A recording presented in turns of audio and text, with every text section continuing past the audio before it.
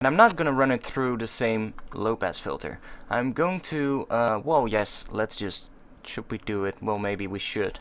Yeah, we should. So that's our second layer. I want to add a little bit of distortion to it.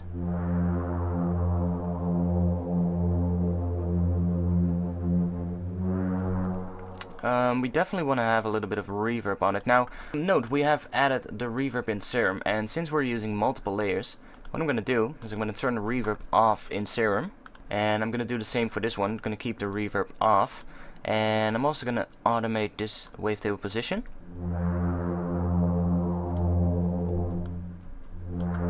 With a different Elevo though. I'm going to use Elevo number 2. Let's create it a 4-bar range.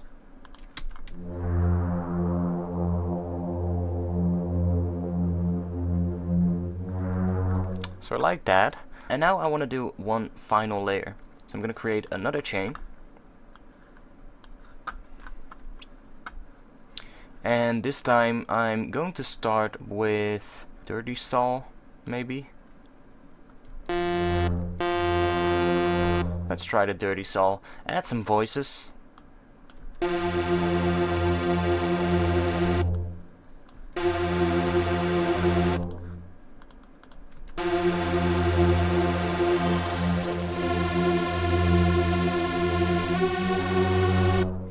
Now let's change the attack time. Let's change the release time as well.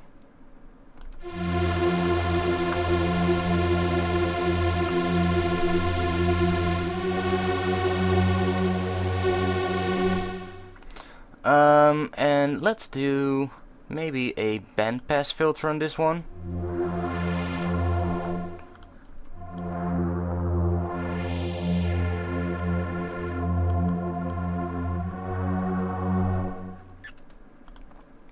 And